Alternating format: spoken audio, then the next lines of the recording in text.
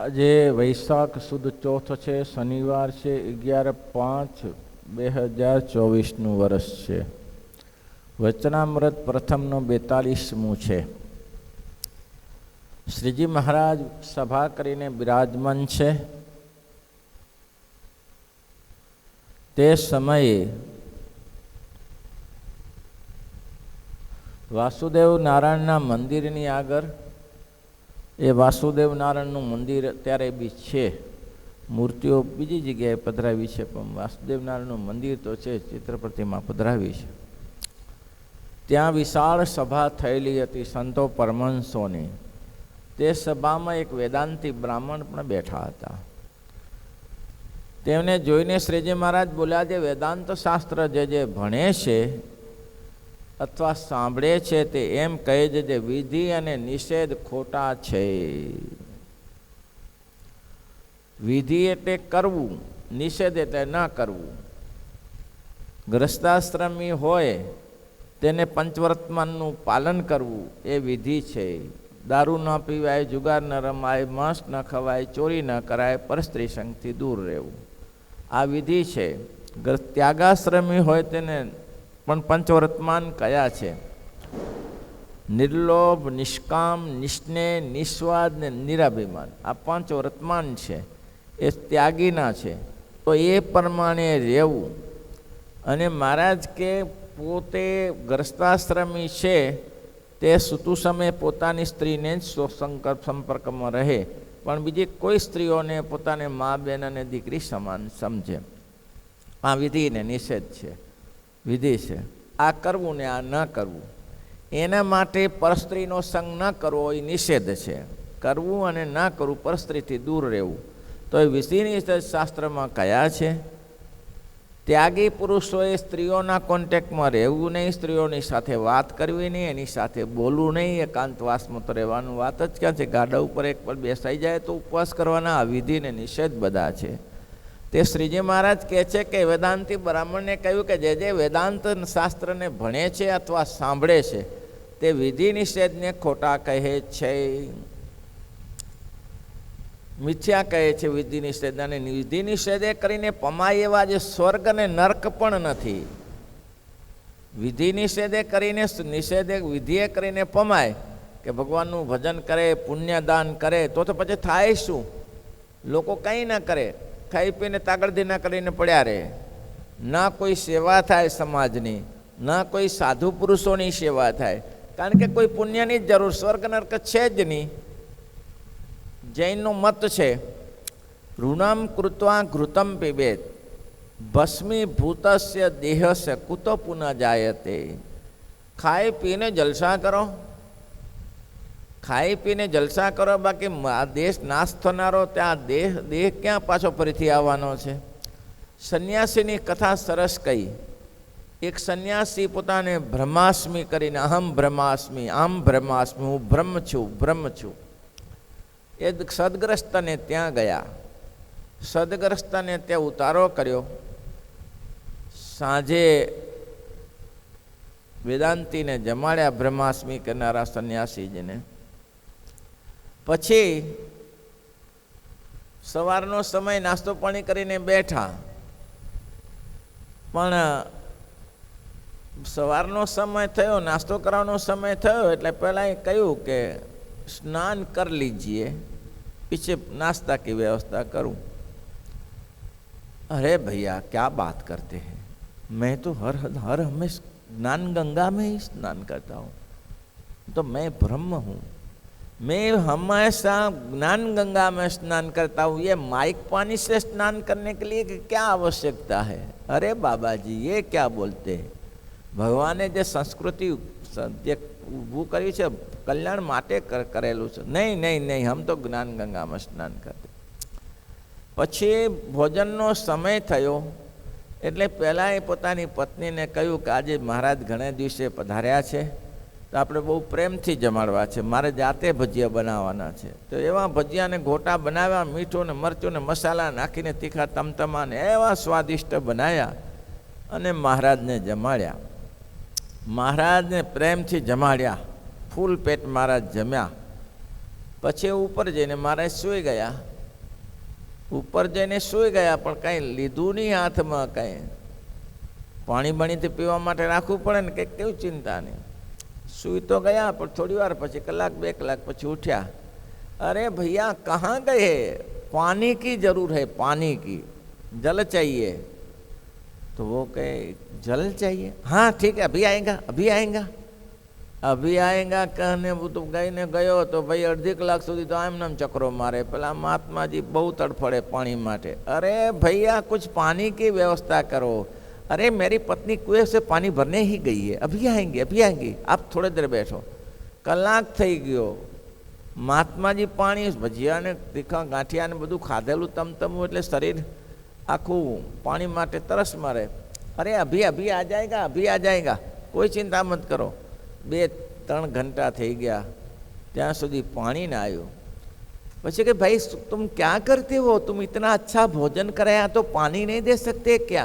अरे भाई पानी तो देना ही है, पर बात ऐसी है कि आप तो समर्थ पुरुष है, आप तो ब्रह्मज्ञानी है. तो ब्रह्मज्ञानी है तो आप तो गंगा, ज्ञान गंगा में स्नान करते हैं. जैसे सुबह मैंने आपने कहा था कि स्नान कर लो, तब आप बोले कि हम तो ज्ञान गंगा में स्नान करते. तो इतनी ज्ञान गंगा बहती है तो उसमें से क्या पानी नहीं पी सकते हैं? जो ज्ञान गंगा में आप स्नान कर सकते हो तो ज्ञान गंगा में क्या पानी नहीं पी सकते हो? अरे ये क्या बात है? ओहो यही बात है, हाँ यही बात है. सन्यासी ने कहा तुम मेरा गुरु हो, हम ब्रह्मास्मि ब्रह्मास्मि ब्रह्मास्मि करनारा ने वो भोजन की जरूर है. ब्रह्मास्मि वो कह सकता है. सच्चिदानंद जी होय, જ્યાં સચ્ચિદાનંદ સ્વામી ત્યાંથી બદ્રિકાશ્રમમાંથી આવ્યા, મહારાજ કરિયાણામાં બિરાજતા હતા. આવ્યા એટલે મહારાજ ઊભા થઈને ભેટ્યા. પછી મહારાજે બેસાડ્યા અને સ્વામીને કહ્યું, સ્વામી હવે સત્સંગમાં રહેજો, હવે આપણે બહાર જવાની જરૂર નથી. સારું મહારાજ, આવો ભૂખ્યા હો તો જમાડી દઈએ. પેંડાનો થાળ લાવ્યા અને પેંડાનો થાળ આખી થાળી જમી ગયા પેંડાની. બીજા લોકોને કે મારું આ જબરું હો, આ સરસ, આ તો સિદ્ધ પુરુષો સારા કહેવાય, પેંડાનો પ્રસાદ મળે. પછી મહારાજ એને જાણવા માટે અડાયું મીઠું લાયા સંતદાસજી માટે. તો જેમ સાકર પેલું જેમ પેંડા જમી ગયા તેમાં મીઠું ખાઈ ગયા. ત્યારે પેલા કે આ મરી જવાય હો ભાઈ, આ મીઠું ના ખવાય, અડાયું મીઠું તો આ ગભા નીકળી જાય. એ સિદ્ધિવાળો પુરુષ કરી શકે. પછી શ્રીજી મહારાજ ભોજનનો ટાઈમ થયો તો જમવા માટે ગયા. તો સંતદાસજી ઉઠીને પાછા રવાના થઈ ગયા. તો કોઈકે કહ્યું કે મહારાજ તમે કીધું તું સંતદાસજીને કે હવે આ સત્સંગમાં રહેજો, તો રવાના થઈ ગયા. રવાના થઈ ગયા એટલે મહારાજ દોડ્યા, જમતા જમતા એંઠા હાથે દોડ્યા અને સચ્ચિદાનંદ સ્વામીને પકડી લાયા કે સ્વામી આવો, હવે નહીં જાઉં. ભલે મહારાજ. શ્રીજી મહારાજે કહ્યું સંતોને, સચ્ચિદાનંદ સંતદાસજીને કે મેં ના પાડી હતી ને, તમે ક્યાં ઉપડ્યા? તમે હતા ને આગળ, તમારી પાછળ પાછળ. મહારાજ કે આ બાપલાને કંઈ ખબર જ નથી હું ક્યાં જાઉં છું. અમારી મૂર્તિ સિવાય એને કંઈ દેખાતું જ નથી. એક અમારી મૂર્તિનો જ આલંબન છે એને, એટલે અમે જ્યાં જ્યાં એની પૂર્તિ અમારી મૂર્તિ દેખાશે ત્યાંય દેશે. તો મહારાજ કે આવા લોકો બ્રહ્માસ્મિ પોતાને કહી શકે. કેને? કે જેને વિષયનું જ્ઞાન જ નથી. ખાવાનું મળ્યું તો ખાઈ લે, ન મળ્યું તો 15 દિવસ, મહિનો, દિવસ એમાં જ જાય. એ એવા પુરુષ કરી શકે, બીજાનું કામ નથી. એ જે મિષ્ટાનનો સમય હોય ને સચ્ચિદાનંદ સંતદાસજી બેઠા હોય અને સુરાખાચાર્ય પૂછ્યું કે મહારાજ શાસ્ત્રમાં આવા ગપ્પા માર્યા છે કે દુર્વાસા ઋષિ આટલી બધી ગોપીઓના 16,000 ગોપીઓના આટલી બધી ગોપીઓના થાળ જમી ગયા, એ શક્ય બને? આવા ગપ્પા જ કહેવાય ને. મહારાજ કે એ તો હોય, મોટા પુરુષની દિવ્ય વાણી હોય. તો ભગવાન તો પોતે જમુનાજીના ધરામાં જગ્યા કરી આપે, પણ એક દુર્વાસા મુનિ, એક એવા સિદ્ધ પુરુષ હતા, જમવા બેઠા ત્યારે હજારો ગોપીઓ થાળ લઈને આવેલી.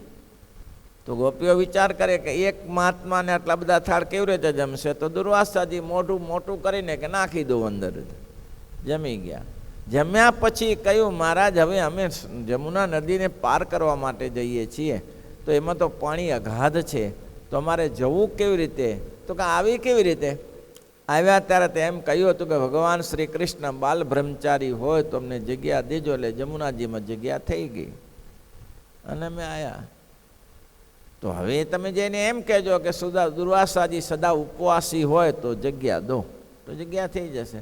આવું કહ્યું એટલે જગ્યા થઈ. જેની સાક્ષી જમુનાજીએ પૂરી, આને સિદ્ધ પુરુષો કહેવાય. એને એક ભગવાન સિવાય બીજું કંઈ છે જ નહીં. એટલા માટે કે તારી મૂર્તિ રે છે જો નેણાનો શણગાર, તારી મૂર્તિ રે ગાર નેણોનો શણગાર, મારા હૈડા કેરો હાર, નેણુનો શણગાર મારા, તારી મૂર્તિ રે છે જો નેણુનો શણગાર, તારી મૂર્તિ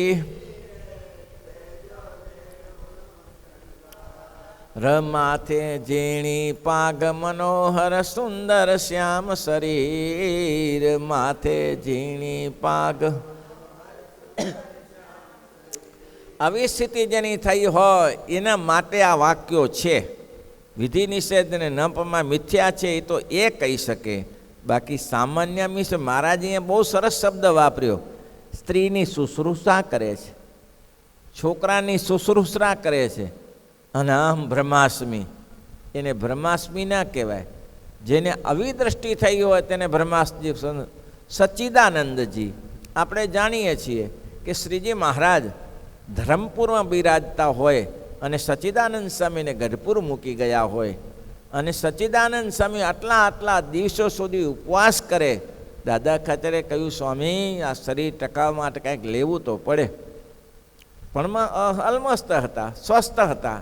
નહીં તો 15-20 દિવસના ઉપવાસ પછી સ્વસ્થ ન રહે, પણ સ્વામી સ્વસ્થ હતા.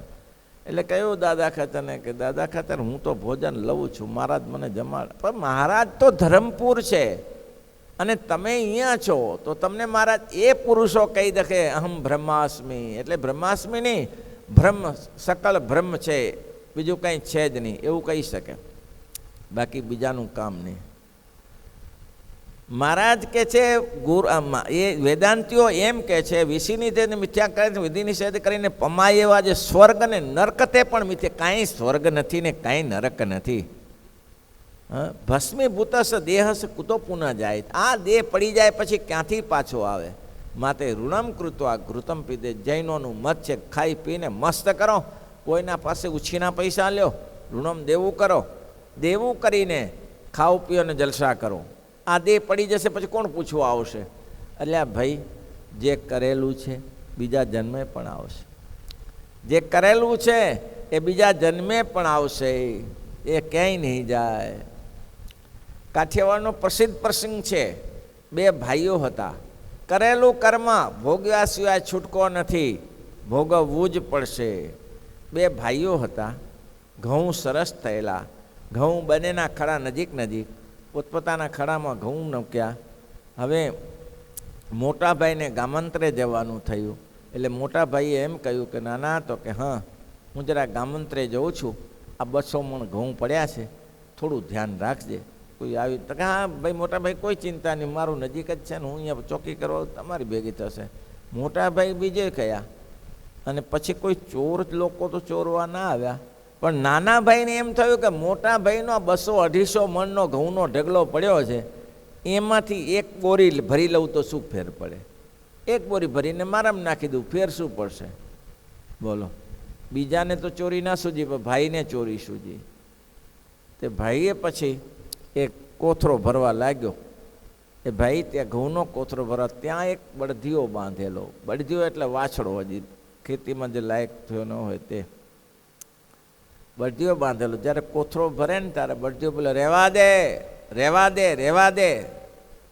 બોલે આજુબાજુ જોયું કોઈ દેખાતું નથી ને રહેવા દે, રહેવા દે. અરે રહેવા દે ભાઈ, રહેવા દે.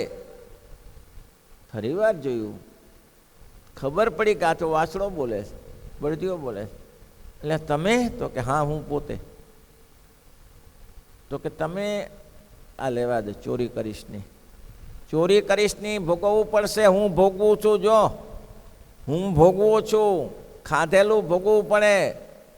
આ લોકો તમે લોકોએ મને, હું મંદિરનો પૂજારી હતો, રામજી મંદિરનો પૂજારી, અને તમે મને ઘી ગોળ આટો ને ઘઉં ને ગોળ ને વસ્ત્રને ખૂબ આપ્યા અને મેં ભજન ન કર્યું, તો તમારું મેં ખાધું તો મારે તમારે વસૂલ કરવા માટે મારે અહીંયા આવવું પડ્યું.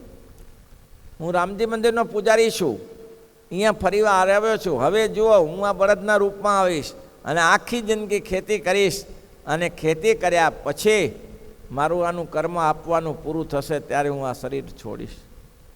માટે ભલા થઈને રહેવા દો, ચોરી ના. એટલે કરેલું કર્મ ભોગવવું પડે. રામજી મંદિરના પૂજારીને પૂજા કરતા હતા એને પાછું આવવું પડ્યું, છૂટકો નથી. એટલે માટે શ્રીજી મહારાજ કહે છે કે મહારાજ કે ગુરુ મિથ્યા છે, શિષ્ય મિથ્યા છે, નરક મિથ્યા છે, સ્વર્ગ મિથ્યા છે. એ તો જ્યારે સમય આવશે ત્યારે ખબર પડશે કે આ જે ભૂંડો કપાય છે, ગાયો કપાય છે, ભેંસો કપાય છે, આપણે નજર સામે જોઈએ છીએ, એનું કરેલું કર્મ ભોગવવું પડે છે, ભોગવવું પડે. જે કર્યું છે ને એ ભોગવવું પડશે. માટે શ્રીજી મહારાજ કહે છે કે ગમે તેવો હોય આ ખોટું ના કરી શકે, મિથ્યા છે. અને તેને પામનારા શિષ્ય પણ મિથ્યા છે અને ગુરુ પણ મિથ્યા છે. કાંઈ આવું છે જ નહીં, ખોટા ગપ્પા માર્યા છે શાસ્ત્રમાં. મહારાજ કે આવું કહેનારા એ બ્રહ્મ સભર ભર્યો છે, સત્ય છે. એવી રીતે જે કહે છે તો શું સમજીને કહે છે, એની સમજણ શું છે એવી? આવી રીતે કહે છે જગત મિથ્યા બ્રહ્મ સત્ય, જગત મિથ્યા બ્રહ્મ સત્ય. અને પત્નીની શુશ્રૂષા કરે, છોકરાની શુશ્રૂષા કરે, મહિને જે લાખ રૂપિયાનો પગાર આપે છે એમાંથી કોઈ દાન પુણ્ય નથી કરતો. એ મહિને જે પગાર આપે તે પાછો પગાર ક્યાં જાય? પોતાના ઘરે જ જાય છે, બીજે કાંઈ પગાર જતો નથી. અને પોતે અહમ બ્રહ્માસ્મિ માને છે, હું બ્રહ્મ છું, બ્રહ્મ છું. માટે આ મત ખોટો છે. મહારાજ આગળ કહેશે, બહુ સરસ રચનામર છે. જે શ્રીજી મહારાજે શિક્ષાપત્રીમાં આજ્ઞા કરી છે, 220 આજ્ઞાઓ પાડવી જ જોઈએ. પ્રયત્ન કરવાનો કોઈક રહી જતી હોય તો, પણ આજ્ઞા પાડે સુખી છે. શ્રીપતિમ શ્રીધરમ